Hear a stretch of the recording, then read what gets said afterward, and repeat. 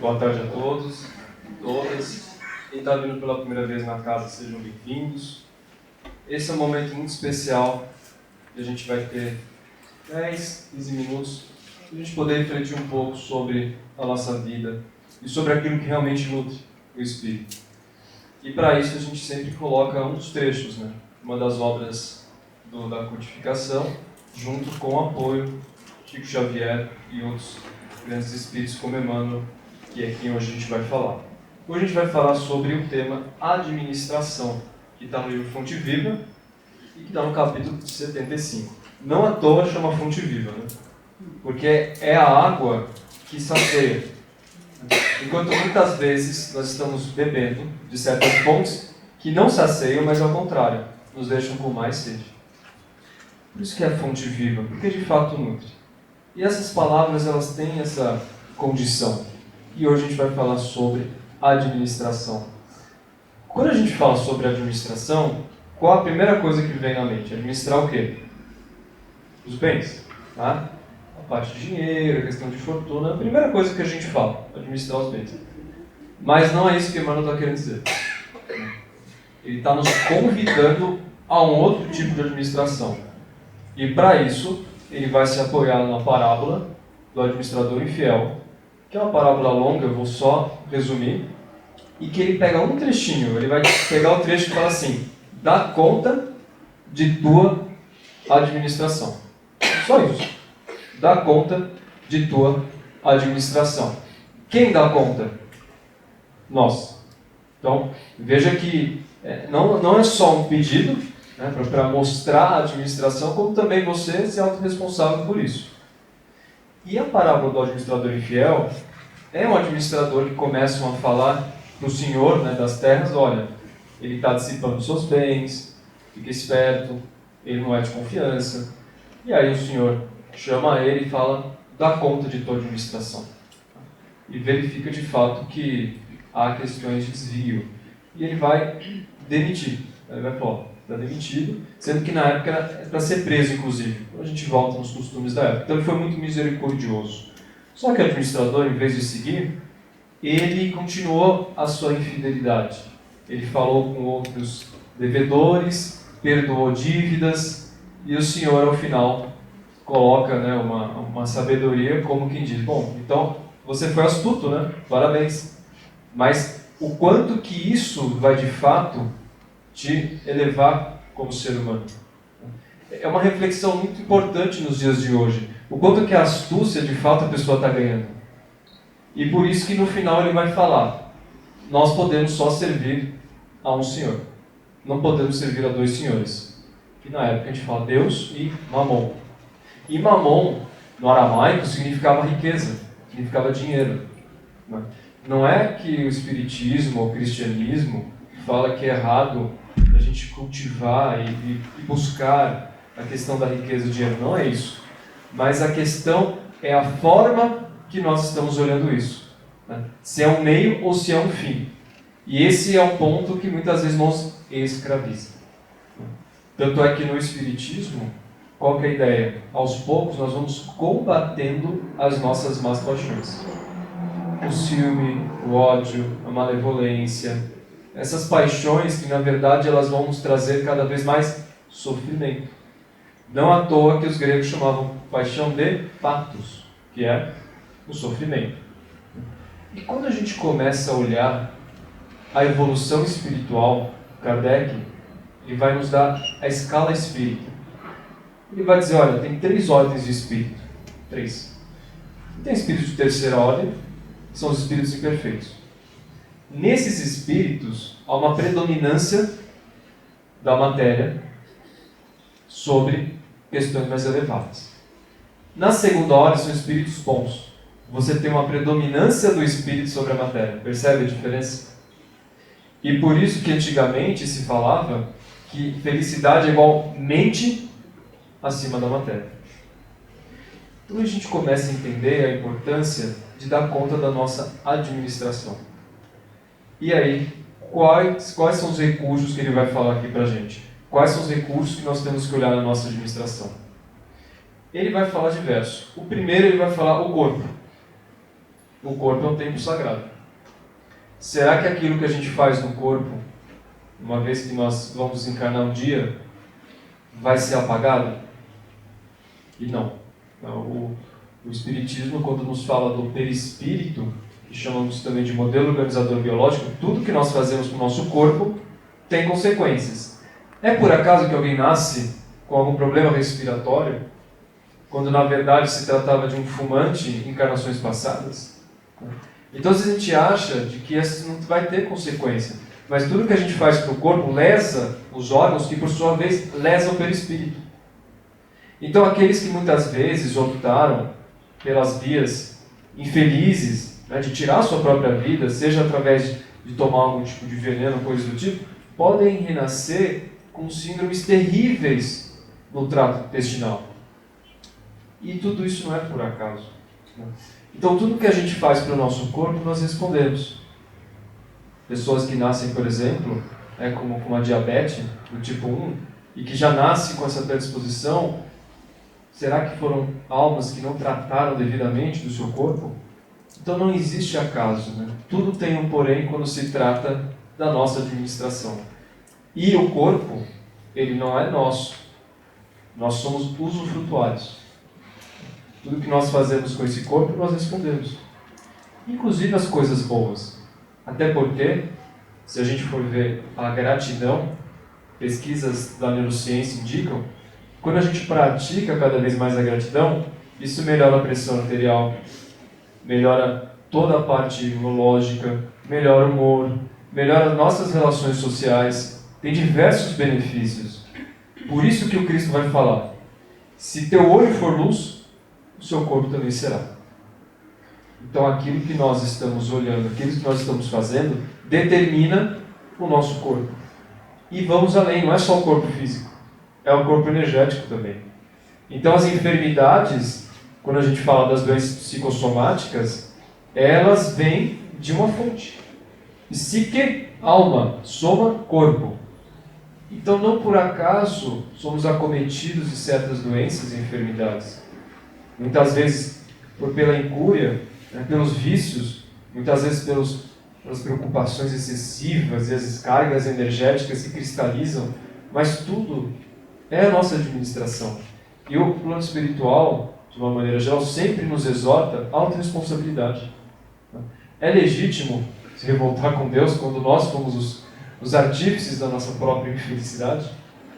Porque, no final, não tem um Deus que tem qual é o nome daquele martelo judicial? Que tem a mateta? Não lembro o nome. Que tem o martelo que vai falar o que está certo e errado. O livre-arbítrio é nosso. Nós temos o livre-arbítrio. Então, o primeiro recurso que ele vai falar é do corpo, seguido pela saúde. E hoje se fala muito de saúde mental, né? Que o Brasil é recordista em ansiedade patológica.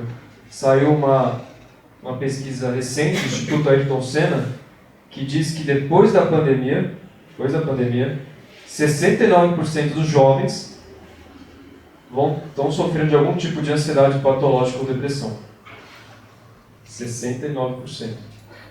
É alarmante. Sem contar outras questões que nós podemos correlacionar. E o que é saúde, né? E a gente está condicionando saúde a uma questão muito corporal. E não é? A Organização Mundial da Saúde fala que saúde é o completo bem-estar biológico, psíquico e social. E o que nós estamos fazendo aqui agora? Cuidando da parte psíquica. Psique, para os gregos antigos, era alma. Ou seja, o quanto que no nosso dia a dia, na nossa administração, que é outro ponto que a gente vai falar adiante, nós estamos reservando para cuidar da nossa alma. Nutrir essa alma. Então, quando nós começamos a olhar a responsabilidade, tem muitas coisas que estão ao alcance das nossas mãos. E aí ele vai adiante. Ele vai falar também do trabalho. Trabalho é uma bênção. E é tão bonito isso, porque os espíritos, quando vão falar da lei do trabalho, eles vão ser contundentes em dizer: toda ocupação útil é um trabalho. Toda ocupação útil é um trabalho. Então, trabalho não é aquilo que é remunerado. Isso é uma convenção. Trabalho é toda ocupação útil. Então, se você está fazendo algo, proporcionando isso, criando caminhos, você está deixando essa lei do trabalho ser cada vez mais intensa. E isso também tem a ver com o que nós estamos fazendo. Às vezes eu não tenho tempo de ajudar os outros. Será? Porque a gente pode ajudar até nos pensamentos, fazendo uma prece, uma oração. Então, a todo momento nós estamos aptos a isso. Então, dentro da administração, temos que colocar também o trabalho. Temos que colocar também a questão do lar. E esse é um ponto fundamental, porque às vezes se confunde lar com casa. São diferentes. Porque casa a gente pode comprar, mas lar a gente não pode comprar. Você pode ser a pessoa mais rica do mundo, você não consegue comprar lar. Porque lar é fruto de sacrifício, de valores, é fruto de um convívio. Não é algo que se compra, é algo que se cultiva. E a qualidade do lar está diretamente proporcionada aos habitantes e suas emissões mentais. E daí vocês entendem porque a gente fala tanto do Evangelho no lar. Porque não só congrega a família, como também permite uma proteção espiritual, faculta novos pensamentos, renova a alma. Então, se toda semana a gente tem esse hábito, nós estamos cada vez mais conscientes de que isso só vai nos trazer benefícios. E dentro dessa questão de lar, tem um espírita, que é o Roberto Almeida, ele escreveu um livro chamado Filosofia da Boa Convivência. Pergunto a vocês, conviver é fácil? Não. Isso que é uma arte, né? Agora, eu posso escolher não conviver com as pessoas? Eu posso tentar, né? Eu posso me isolar numa ilha deserta, né? Mas nós sempre precisamos do outro. A evolução ela é coletiva. Isso é uma questão que o poeta John Donne ele coloca: nenhum homem é uma ilha. Não somos ilhas, nós somos seres sociais, diz Aristóteles. E dentro de tudo isso, quando a gente começa a olhar dessa forma, conviver é uma arte que se desenvolve. E seja como encarnado como desencarnado. Conviver sempre vai existir. Ele vai enumerar 3 princípios para isso. Primeiro princípio, comunicação. Básico, né? Princípio da comunicação. Como nós nos comunicamos? Qual é a qualidade da comunicação? Que também está relacionada a ouvir. E isso diz muito. Porque dependendo da minha forma de comunicação, eu posso criar mais conflitos, posso criar mais intrigas. E a minha expressão, eu sou responsável por isso. Segundo passo, afetividade. O quanto que eu estou desenvolvendo questões de ordem de sentimento, compaixão, quanto existe empatia. E quanto menos nós desenvolvemos isso, tanto mais há distâncias. Não é de se surpreender famílias desunidas, distantes, quando a afetividade é cada vez mais precária. Não é um ponto de se fazer presente com bens materiais. O principal presente que a gente pode dar ao filho é a presença genuína. É a presença que é a maior dádiva que a gente pode oferecer, estar lá. E o terceiro passo é a confiança. Sem confiança é muito difícil querer se relacionar com os outros. Quando quebra a confiança, é difícil buscar, né, esse elo. Vocês devem conhecer a história do pastorzinho. Vocês lembram do menino, do pastorzinho lobo? Alguns conhecem como Pedro Lobo. O menino pastorzinho que queria, né, tirar um sarro, ele estava responsável por cuidar das ovelhas e ficava lá no alto do morro. E as famílias, né, o povoado ficava lá embaixo. E ele gritava: socorro, socorro, o lobo está vindo, o lobo está vindo. E todo mundo subia desesperado para ajudar, e ele dava risada, porque não tinha lobo. Aí ele fez isso de novo: socorro, socorro, o lobo está vindo. Aí também não tinha lobo. Aí ele fez a terceira vez, ninguém subiu. E tinha um lobo. Ou seja, o quanto que nossas atitudes, elas criam elos que são importantes. Então, comunicar e se expressar. Isso é um ponto fundamental. Inclusive fizeram uma pesquisa com várias pessoas aqui no estado de São Paulo e perguntaram para ela o que era mais importante. Né? Eles falaram que o mais importante era ter uma família unida e saudável. E dentro dessa questão de família unida e saudável, fizeram uma pesquisa nos Estados Unidos com mais de 3.000 pessoas que diziam fazer parte de famílias unidas e saudáveis, e eles chegaram à conclusão que existiam 7 princípios que determinavam o que é uma família unida e saudável. Né? Porque hoje em dia, o que nós mais temos está na contramão de uma família unida e saudável. Né? Inclusive Kardec, quando ele questiona o Livro dos Espíritos sobre quais são as consequências do relaxamento dos laços familiares, do enfraquecimento da família, sabe o que respondem? Uma recrudescência do egoísmo, isto é, uma elevação do egoísmo. Ora, a família é a base da sociedade, é onde a gente tem um caráter, a parte da cidadania. Se você não tem uma família unida e saudável, quais são os valores que vão ser aprendidos de fato? É lá que a gente aprende as bases da caridade, do respeito, do olhar ao próximo. Então, quanto mais enfraquece a instituição familiar, tanto mais eleva-se o egoísmo. E não é de se admirar em que temos muitas pessoas narcisistas, porque são valores, são cultivados desde tenra infância. E isso é a presença dos pais. E não delegar para outros, delega para cá, está cada vez mais distante. É se fazer presente, é estar lá, é buscar fazer parte desse elo familiar. E as 7 questões foram. Estão curiosos para saber as 7 questões, né? Primeiro, a apreciação mútua. Existe um limiar entre querer se parecer distante, durão, e você reconhecer, apreciar. Eu imagino que vocês devem ter passado por isso, né? O que é, por exemplo, um professor que elogiou um trabalho que você fez? Passaram por isso já? Ou aquela redação que você escreveu, ou aquela prova que você foi bem. E pode até ser que, graças a esse professor, você seguiu o seu caminho profissional. Porque esse reconhecimento te trouxe um brilho. Né? E imagina o que um pai pode fazer para um filho. E o contrário, como é verdadeiro. A crítica mordaz, a crítica excessiva, o rótulo, o quanto que isso, na verdade, só causa mais distância. Segundo lugar, capacidade para resolverem juntos os conflitos. Tá? Então, entender que é importante passar pelos conflitos, eles fazem parte da vida, e que eles podem ser transformados. E hoje, nas empresas, as habilidades mais necessárias para o líder do futuro têm a ver com gestão de conflitos. Vão passar por conflitos. Né? E é importante saber que, se precisar, a pessoa vai estar lá, mas não fará por ele. Então, esse processo ele é muito importante para criar autonomia, independência e tudo mais. Terceiro, comunicação aberta. Como nós falamos, é uma expressão que envolve diálogo.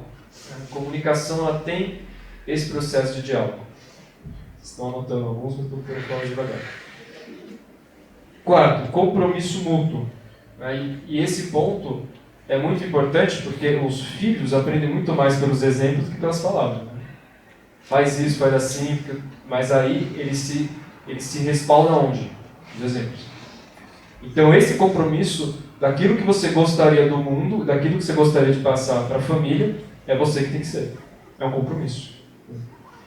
Quinto, dedicação de tempo, quantidade e qualidade. E aqui eu faço uma regressão, porque está exatamente no que o Emmanuel fala sobre o tempo, quando ele vai dizer o tempo é um patrimônio inestimável. O tempo é um patrimônio inestimável. Tanto é que na antiguidade se falava não só no tempo, mas em 3 tempos. E alguns falavam em mais. E os 2 principais, né? O tempo cronos, que é o relógio que está nesse momento, né, passando para todos nós, todos estamos imersos nesse tempo. E o tempo kairos. E o tempo kairos tem a ver com o tempo fora do tempo. Aquele momento que a gente consegue transcender o tempo. Quando a gente se sente tocado. Sabe quando parece que o tempo fica mais lento? E a gente se sente em forte conexão? Esse é o tempo kairos. E tem a ver com a nossa administração. E quando a gente fala dessa questão de Deus e Mamon, também tem a ver com isso. Porque tem uma história, que é uma história bem ilustrativa, e aqui já chegou no próximo, no final, que é de uma mulher que está com um filho, e ela, muito pobre, muito simples, né? Está passando por um lugar que ela costumava passar, e eis que ela se depara com uma caverna aberta. E ela nunca tinha visto aquela caverna. aberta, sempre fechada. E ela resolve ali entrar. E quando ela se aproxima da caverna, ela começa a ver que tem um monte de ouro, pedras preciosas, dinheiro, tem muita... Parece a caverna do Aladim. E ali, naquele momento, uma voz fala para ela, olha, você tem 7 minutos para pegar tudo aquilo que você quiser. Depois vai fechar a caverna. Não esqueça daquilo que é essencial. Aí ela, admirada, com aquele brilho, olhando todas aquelas pratarias, aquele ouro, tudo começa a pegar desesperada, começa a olhar e mexer. Quando chega, de repente, começa a fechar a caverna, ela sai correndo e o filho ficou lá dentro. Acho que até ficou um susto aqui. Isso mostra que muitas vezes nós desviamos a nossa energia, a nossa atenção para coisas que não são essenciais. Para aquilo que de fato não é aquilo que de fato eleva, né? Que traz o que o Emmanuel vai dizer dessa administração dos recursos, que vai criar uma terra mais produtiva. E isso tem a ver com o terreno da nossa alma. Essa parábola e essa questão da administração, se a gente puder resumir muito, quer dizer o seguinte: como você está cuidando do terreno da sua alma. Ponto. E a quem a gente tem que responder isso é nós mesmos. Porque o plano espiritual, quando nós estivermos de frente, né, aquele momento do desencarne, eu vou falar, e aí, o que você plantou, o que você colheu, como que foi essa sua atitude, a sua administração. Assim como a gente faz a administração do nosso imposto de renda, a administração das nossas contas, nós fazemos a administração da nossa vida, que é o maior patrimônio que temos. Acima do patrimônio material é a nossa economia vital. Esse patrimônio espiritual que nós temos, que é o que nós de fato vamos levar. Tem esse detalhe também. Porque tudo aquilo foi amealhado materialmente. Isso vai se esvair. Mas o que nós levamos é o essencial. Percebem a profundidade desse conto? Ou seja, se o que nós levamos é o essencial, e o essencial, como disse Saint-Exupéry, no Pequeno Príncipe, é invisível aos olhos, o quanto de tempo e espaço nós estamos dedicando para cultivar isso. Essa que é a mensagem. E o último ponto que determina uma família unida e saudável é a fé. É acreditar em algo maior. E isso é algo que a gente vê muito na evangelização, muito menos do que deveria, porque as crianças que participam da evangelização desde pequena, elas têm um ganho incrível adiante. Porque elas estão já preparando o terreno. Elas aprendem os bons frutos, os maus frutos, as consequências, virtudes. Cada aula a gente fala sobre uma virtude. A última foi sobre tenacidade. Crianças desse tamanho falam sobre tenacidade. Aí uma falou, mas não é a mesma coisa que perseverança? Que já tinha tido perseverança. E isso está fazendo o quê? Criando suco no terreno profundo da alma.